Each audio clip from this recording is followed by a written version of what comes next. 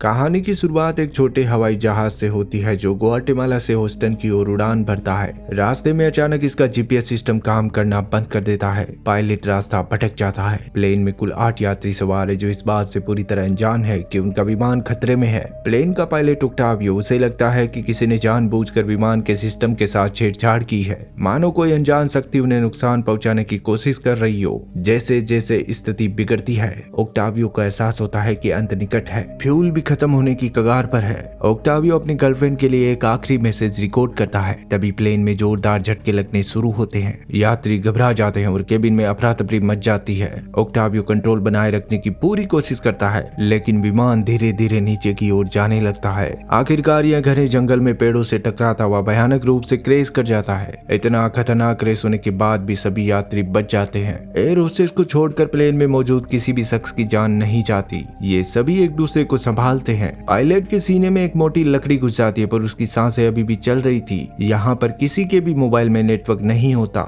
ये एक मैक्सिकन जंगल के बीचों बीच फंस चुके हैं, जहाँ से पैदल निकल पाना लगभग नामुमकिन है। एयर होस्टेस की बॉडी को ये अपने बेस से थोड़ा दूर रखाते हैं। अब ये सभी के सभी एक दूसरे को इंट्रोडक्शन देते हैं। एमी और डेन एक कपल जिनकी नई नई शादी हुई है। ये हनीमून से वापस अपने घर जा रहे थे। ट्रेविस और लिसा एक मिडिल एज कपल है जो अमेरिका में मोटल चलाते हैं और अपनी गर्मी की छुट्टियां एंजॉय करने निकले थे। जैक इंश्योरेंस कंपनी में एजेंट का काम करता है और अपने काम के सिलसिले में ही वो ग्वाटेमाला आया था। केविन ने डॉक्टर की ट्रेनिंग ली है और अब वो मेडिकल चलाता है। सोनिया एक अमेरिकन लेडी है जो खुद को एक ट्रेवलर बताती है। कार्लोस एक एमएमए फाइटर है। 3 दिन बाद उसकी एक बहुत बड़ी फाइट होने वाली है और इसी के लिए वो ह्यूस्टन जा रहा था। इस प्रकार ओक्टावियो को मिलाकर यहाँ पर कुल 9 लोग मौजूद है और अब ओक्टावियो भी होश में आ जाता है। जैक उससे पूछता है, क्या तुम बता सकते हो क्या हुआ था? ओक्टावियो काफी दर्द में होता है। वो बार बार बस एक ही बात कहता है, इसमें मेरा कोई फॉल्ट नहीं था। जैक कहता है, हम तुम्हें ब्लेम नहीं कर रहे, हम बस ये जानना चाहते हैं कि प्लेन क्रैश कैसे हुआ। ओक्टावियो को बोलने में काफी दिक्कत हो रही होती है। वो कहता है प्लेन का जीपीएस सिस्टम फेल हो गया था। जैक केविन से कहता है, तुम एक डॉक्टर हो, तुम्हें ओक्टावियो की मदद करनी चाहिए। केविन कहता है, ओक्टावियो के लंग्स पंचर हो चुके हैं, उसकी सर्जरी करनी पड़ेगी। मैं यहाँ इस जंगल में बिना किसी उपकरण के सर्जरी नहीं कर सकता और अगर मैंने ऐसा किया तो ओक्टावियो मारा जाएगा। बाकी सभी लोग भी केविन को बनाने की बहुत कोशिश करते हैं, पर केविन ओक्टावियो की मौत का कारण नहीं बनना चाहता। वो कहता है, शाम तक हमें रेस्क्यू कर लिया जाएगा और शायद ओक्टावियो की जान भी बच जाएगी। धीरे धीरे समय बीतता है, शाम हो जाती है, पर इनकी मदद करने यहाँ कोई नहीं आता। ये सभी के सभी काफी हैरान होते हैं कि एक प्लेन अपनी डेस्टिनेशन तक नहीं पहुंच पाया और किसी को इसकी कोई फिक्र नहीं। जैक कहता है, शायद प्लेन का जीपीएस खराब होने की वजह से अब तक हमें कोई ट्रेस नहीं कर पाया होगा। अब आज की रात इन्हें यहीं इसी जंगल में ही बितानी होगी। लीजा बताती है कि इनके पास कुछ पानी की बोतल्स और खाने के लिए थोड़े बहुत फ्रूट्स और सलाद है, जो इतने लोगों के लिए काफी नहीं है। जैक कहता है, हम कल सुबह तक यहाँ से निकलने का कोई न कोई रास्ता ढूंढ लेंगे। वहीं ओक्टावियो की हालत भी काफी बिगड़ जाती है। सबके कहने पर केविन उसकी सर्जरी के लिए मान जाता है। दरअसल ओक्टावियो के लंग्स में अभी भी कोई चीज फंसी हुई है। केविन वोडका से अपने हाथ धोकर सैनिटाइज करता है। जैक का बेल्ट लेकर ओक्टावियो के दांतों के बीच दबाता है। इसके बाद वो सर्जरी के प्रोसीजर को शुरू करता है। ओक्टावियो दर्द से तड़पने लगता है। कुछ देर बाद हम देखते हैं कि फाइनली सर्जरी सफल रही, मतलब कि ओक्टावियो की जान अब खतरे से बाहर है। अब रात में हम देखते हैं कि सब लोग सो गए हैं। आधी रात बीत चुकी है, पर कार्लो जब भी एक्सरसाइज कर रहा होता है, इसी दौरान कहीं से एक अजीब सी परछाई दिखाई देती है। ये चीज इन सब पर नजर रखे हुए थी और अब वो परछाई किसी का दम घोटकर उसे मौत के घाट उतार देती है। सुबह होती है और सबको पता चलता है कि ओक्टावियो मारा गया। केविन उसकी मौत का जिम्मेदार खुद को मानने लगता है। जैक कहता है, इसमें तुम्हारी कोई गलती नहीं, अगर तुम सर्जरी नहीं भी करते फिर भी ये मारा जाता। यहाँ सबको लग रहा होता है कि ओक्टावियो की मौत सर्जरी में कॉम्प्लिकेशंस की वजह से हुई है, पर इसके लिए कोई भी केविन को जिम्मेदार नहीं ठहराता। जैक और केविन मिलकर ओक्टावियो की बॉडी उठाकर उसी जगह रखाते हैं जहाँ उन्होंने पहले एयर होस्टेस की बॉडी को रखा था। जब वो बॉडी को ले जा रहे होते हैं तभी ओक्टावियो का मोबाइल बेस पर गिर जाता है। डेन ये देख लेता है और चुपके से मोबाइल उठाकर अपने पास रख लेता है। मौका मिलते ही डेन ओक्टावियो की बॉडी के पास जाता है और उसकी एक उंगली काट कर ले आता है। लिसा ट्रेविस को बताती है कि मुझे लगता है ओक्टावियो का मर्डर हुआ है। तुमने उसके बॉडी और लिप्स को नोटिस किया कैसे नीले पड़ गए थे? ऐसा नेचुरल डेथ में नहीं होता, जरूर किसी ने उसका मर्डर किया है। पर ट्रेविस को लिसा की बातों में ज्यादा दिलचस्पी नहीं होती। वो कहता है, जैसा तुम सोच रही हो वैसा कुछ नहीं है, ये बस तुम्हारे मन का वहम है। आगे डेन उस उंगली से ओक्टावियो का मोबाइल अनलॉक कर लेता है। मोबाइल में कुछ फुटेज होती है। इसके अलावा एक वीडियो भी होता है जिस पर नंबर लॉक लगा था। डेन इसे अनलॉक नहीं कर पाता। इधर बेस पर सभी लोग मिलकर प्लेन का जीपीएस ढूंढकर उसे बाहर निकालते हैं। कार्लोस कहता है कि ये जीपीएस बैटरी पे काम करता है। वो एक बटन दबाता है और जीपीएस काम करने लगता है, पर इसमें बिल्कुल भी नेटवर्क नहीं होता। कार्लोस कहता है, हमें इसे किसी ऊंची जगह पर रखना होगा। अब ये सभी मिलकर फैसला करते हैं कि कल ये जीपीएस को किसी ऊंची जगह पर पर ले जाएंगे। ट्रेविस कहता है तुम तो एक फाइटर हो, क्या तुम बताने का कष्ट करोगे कि तुम्हें जीपीएस के बारे में इतनी जानकारी कहाँ से मिली? कार्लोस कहता है जब मैं छोटा था तब मेरे फादर इलेक्ट्रॉनिक्स की दुकान चलाया करते थे और वहीं से मैंने ये सब सीखा है। सोनिया जैक को फ्रिज दिखाती है, वो कहते हैं इसमें से किसी ने खाना चुरा लिया है। जैक कहता है हम किसी को भी डायरेक्टली ब्लेम नहीं कर सकते। अब ये दोनों मिलकर एक रास्ता निकालते हैं और फ्रिज को अच्छे से ब्लॉक करते हैं ताकि अगली बार वो चोर खाना चुराने की कोशिश करेगा तो ये उसके लिए आसान नहीं होगा। जैक और सोनिया की दोस्ती हो जाती है और सोनिया बताती है कि वो ट्रेवलर नहीं बल्कि एक फोटोग्राफर है। अब ये सभी के सभी पानी की तलाश में निकल पड़ते हैं। केविन को जंगल में मशरूम्स दिखते हैं, वो उन्हें उठाने के लिए आगे बढ़ता है पर सोनिया उसे रोक लेती है। वो बताती है कि जहरीले हैं, इन्हें मत छूना। दरअसल सोनिया वाइल्ड ग्राफी फोटोग्राफर है, इसलिए उसे जंगल के बारे में काफी जानकारी है। आगे इन्हें जंगल में पानी भी मिल जाता है। अचानक इन्हें गोली की आवाज सुनाई देती है। ये सभी दौड़कर उस तरफ जाते हैं। यहाँ उनके सामने ट्रेविस गन लेकर खड़ा होता है। इनमें से किसी को भी नहीं पता कि ट्रेविस के पास गन भी है।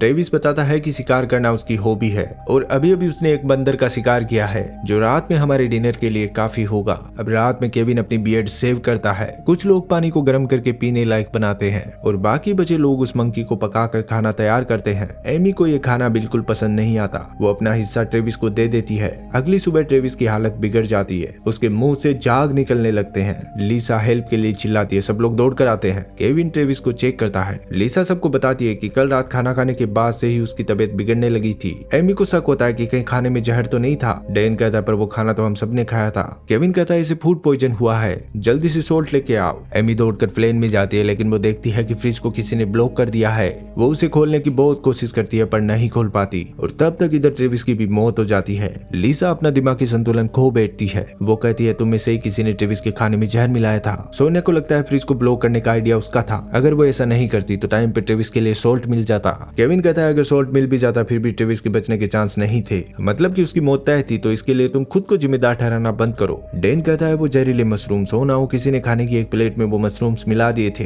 अब सबको लगने लगा है कि इनमें से ही कोई कातिल है या फिर इनके अलावा भी कोई यहाँ मौजूद है जो इन सबको मारना चाहता है। पर वो शख्स जो भी है वो ऐसा क्यों कर रहा है, इसका इनके पास कोई जवाब नहीं होता। आगे डैन ऑक्टावियो के मोबाइल में मौजूद उस वीडियो को अनलॉक कर लेता है। इस वीडियो में ऑक्टावियो का वो आखिरी मैसेज होता है जो उसने अपनी गर्लफ्रेंड के लिए रिकॉर्ड किया था। डैन ये वीडियो अपने सभी साथियों को दिखाता है। इसमें ऑक्टावियो कह रहा होता है कोर्डेलिया माय लव, मुझे नहीं पता मैं कहाँ हूँ, मैंने बहुत कोशिश की पर यहाँ चारों तरफ जंगल ही जंगल है। मैं इस प्लेन को लैंड नहीं करा सकता और अब फ्यूल भी खत्म हो चुका है। मुझे नहीं लगता हम बच पाएंगे। अगर हम सेफली लैंड भी कर जाते हैं फिर भी वो लोग हमें मार डालेंगे। वो नहीं चाहते कि हम जिंदा रहे। तुम्हें भी वहाँ से निकल कर कहीं छुप जाना चाहिए, अब तुम्हारी जान को भी खतरा है। ऑक्टावियो का मैसेज सुनकर इन सबके पैरों तले जमीन खिसक जाती है। अब इनका शक यकीन में बदल जाता है कि ऑक्टावियो और ट्रेविस दोनों की मौत नेचुरल नहीं है, किसी ने उनका मर्डर किया है। सोनिया कहती है अब अगला नंबर किसका होगा, पर इसका जवाब किसी के पास नहीं होता। अगले दिन कार्लोस जीपीएस डिवाइस के लिए एंटीना बना लेता है और अब ये फैसला करते हैं कि सोनिया, केविन और कार्लोस जीपीएस को लेकर पास की एक ऊंची पहाड़ी पर जाएंगे। रास्ते में कार्लोस कुछ खाकर उसका रेपर वहीं फेंक देता है, जिसको सोनिया उठाकर देखती है और वो जान जाती है कि फ्रिज से खाना चुराने वाला और कोई नहीं बल्कि कार्लोस ही है। जीपीएस डिवाइस काफी भारी होता है, इसलिए तीनों बारी बारी से उसे कैरी करते हैं। जब सोनिया की बारी आती है तो कुछ दूर चलने के बाद उसका संतुलन बिगड़ जाता है और वो पहाड़ी से फिसल कर नीचे लटक जाती है।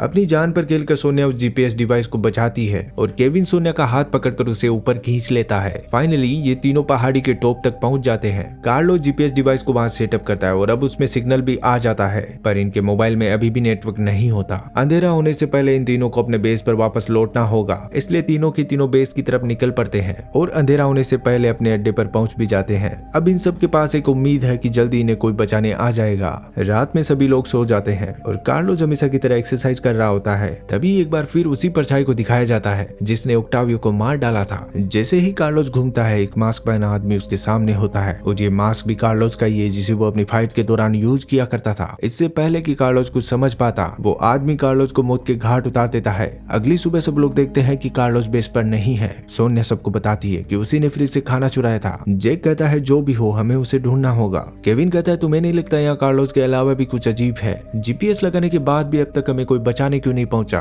केविन की बात सुनने के बाद ये दो टीम्स में बट जाते हैं। सोनिया और केविन जीपीएस को चेक करने निकल जाते हैं, वहीं जेक, एमी, डैन और लिसा कार्लोस को ढूंढने लगते हैं। चारों तरफ ढूंढने के बाद भी उन्हें कार्लोस कहीं नहीं मिलता। दूसरी तरफ सोनिया और केविन भी अपने आधे रास्ते को तय कर लेते हैं। ये दोनों एक जगह आराम करने के लिए रुकते हैं। तभी ये देखते हैं कि जंगल में एक जगह बहुत सारे कौवे इकट्ठा हो रखे हैं। इन्हें लगता है कि वहाँ कुछ न कुछ गड़बड़ तो जरूर है। अब ये जीपीएस को छोड़कर उन कौवों की तरफ निकल पड़ते हैं। ये वहाँ पहुंचकर देखते हैं कि कार्लोस को किसी ने बड़ी ही बेरहमी से मार दिया है। सोनिया को वहाँ कार्लोस का छुपाया खाना भी मिल जाता है। रात में अचानक से बारिश होने लगती है। जेक सबको प्लेन के अंदर ले जाता है। कई घंटे बीत जाते हैं पर बारिश रुकने का नाम भी नहीं लेती। सोनिया देखती है कि प्लेन की छत में कुछ है। वो जेक को बताती है। जेक चेक करता है और वहाँ से एक ड्रग का पैकेट निकलता है। यहाँ ऐसे कई पैकेट छुपाए होते हैं। जेक सबको बताता है कि इस एक बैग की कीमत लगभग $3 मिलियन है। डेन कहता है मतलब कि जितने भी मर्डर्स हो रहे हैं वो सब इस ड्रग्स की वजह से है। सोनिया कहती पर हमें तो ड्रग्स के बारे में पता भी नहीं था। डेन कहता है हो ना हो पायलट इन सब के बारे में जानता था। इनको कुछ समझ नहीं आ रहा होता कि यहाँ क्या चल रहा है। तभी लिसा बताती है कि एमी प्लेन से बाहर चली गई है। डेन उसके पीछे जाने लगता है। जेक उसे रोकता है। वो कहता है हमें साथ में रहना चाहिए तभी हम सेफ रह पाएंगे। पर डेन उसकी एक भी नहीं सुनता और प्लेन से बाहर चला जाता है। अब ये एक एक करके सभी डेन के पीछे चले जाते हैं।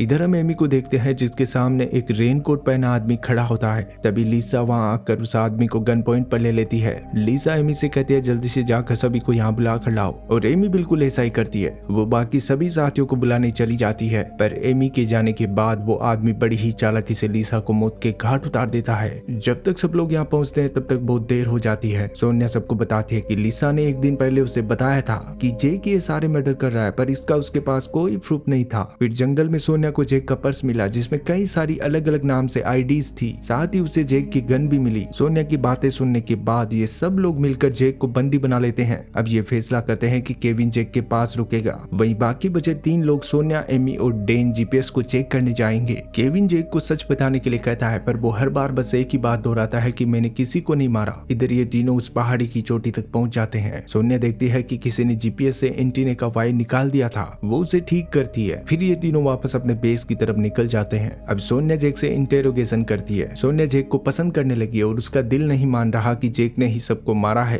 पर सारे सबूत उसके खिलाफ है। जेक उसे बताता है कि वो एक डीईए एजेंट है और वो इस प्लेन में सोनिया की वजह से ही चढ़ा था। दरअसल सोनिया पहले एक नशेड़ी हुआ करती थी और उसका जो बॉयफ्रेंड था उसका कई क्रिमिनल एक्टिविटीज में नाम था। जब जेक को टिप मिली कि इस प्लेन में ड्रग्स की स्मगलिंग होने वाली है तब उसने पैसेंजर्स की लिस्ट को चेक किया और वहाँ उसे सोनिया का नाम मिला जिसके बारे में रिसर्च करने के बाद वो सोनिया के पीछे इस प्लेन में चला आया। सोनिया कहती है मेरा इन मर्डर्स में कोई हाथ नहीं है, मुझे ड्रग्स के बारे में कुछ नहीं पता। जेक कहता है अगर तुम्हारा इसमें कोई हाथ नहीं है तो तुम्हें मुझे आजाद करना होगा क्योंकि जरूर बाकी बचे 3 लोगों में से कोई एक खूनी है। सोनिया बिल्कुल ऐसा ही करती है। जब बेस पर सबको पता चलता है कि सोनिया ने जेक को आजाद कर दिया तो ये सभी एक दूसरे से अलग हो जाते हैं। डेन के पास लिसा की गन होती है और सोनिया के पास जेक की। इसके अलावा जेक और केविन के पास कोई भी गन नहीं होती। आगे इनके जीपीएस की लोकेशन ट्रेस करके मैक्सिकन सोल्जर्स हेलीकॉप्टर लेकर इन्हें ढूंढने निकल जाते हैं पर वो जीपीएस की लोकेशन आसपास के 2-3 मिलियन का रेडियस बताती है जिसमें सोल्जर्स के लिए सटीक लोकेशन ढूंढना काफी मुश्किल है।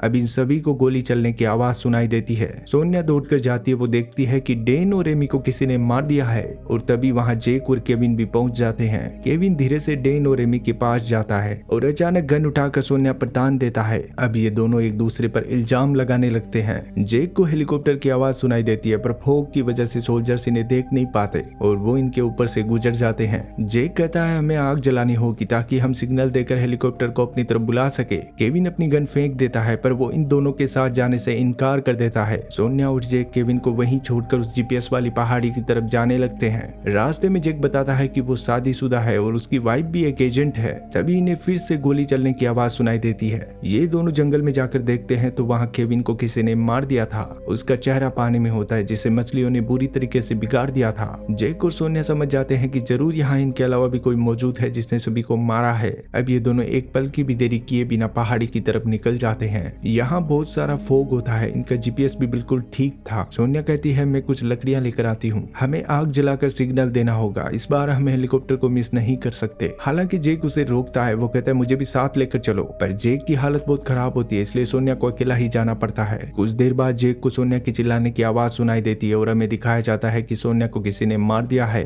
अगले ही पल वो आदमी जेक के सामने होता है। जेक उससे पूछता है कि तुमने सबको क्यों मार डाला? मुझे पता है तुमने ये सब ड्रग्स के लिए किया पर पायलट के अलावा कोई भी ड्रग्स के बारे में नहीं जानता था, फिर तुमने ऐसा क्यों किया? वो आदमी जेक की बातों का कोई जवाब नहीं देता। वो जेक पर गोली चलाता है जिससे जेक पहाड़ी से नीचे गिर जाता है और उसकी भी मौत हो जाती है। अगले दिन मैक्सिकन सोल्जर्स इनके प्लेन को ढूंढ लेते हैं। आसपास छानबीन करने के बाद इन्हें एक कतार में रखी हुई 9 डेड बॉडीज मिलती है। ये देखते ही समझ जाते हैं कि जरूर किसी ने इनका मर्डर किया है। सोल्जर्स इन इन बॉडीज को अपने कैंप में ले जाते हैं। यहाँ इन्हें पता चलता है कि प्लेन में सफर करने वाले कुल 10 लोग थे, पर डेड बॉडी सिर्फ 9 मिली है। ग्वाटेमाला से एक लेडी डॉक्टर इन बॉडीज का पोस्टमार्टम करने मेक्सिको आती है, पर रास्ते में एक दूसरी लेडी कार्डेलियो बड़ी ही चालाकी से उसे मार डालती है और उसकी जगह खुद डॉक्टर बनकर कैंप में चली आती है। कुछ देर बाद यहाँ जेक की वाइफ क्लेयर भी आती है। क्लेयर को पता चलता है कि जेक की बॉडी अभी भी नहीं मिली है। अब वो फेक डॉक्टर वहाँ जाती है जहाँ उन 9 लोगों की बॉडीज को रखा गया है और यहाँ हमें पता चलता है कि केविन अभी भी जिंदा है।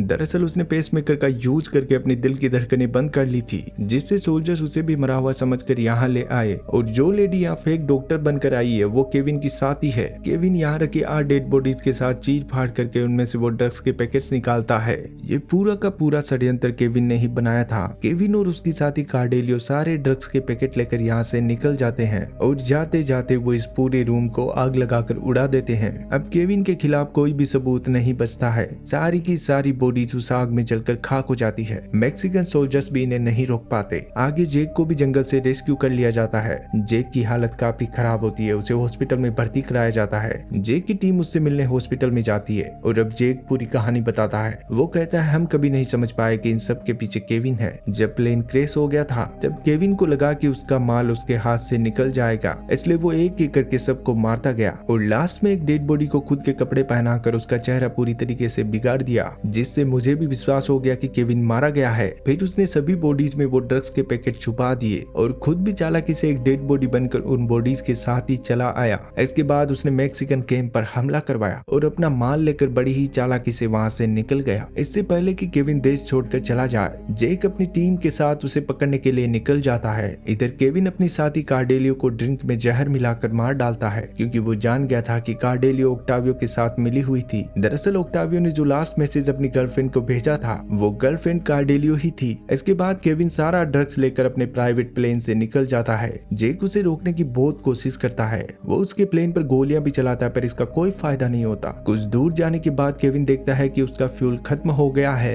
दरअसल जेक की चलाई एक गोली प्लेन के फ्यूल टैंक पे लग गई थी। अब धीरे धीरे प्लेन नीचे गिरने लगता है और इस बार केविन इस क्रेज में शायद ही बच पाएगा। इसी के साथ ये कहानी यहीं पर खत्म हो जाती है। Thanks for watching.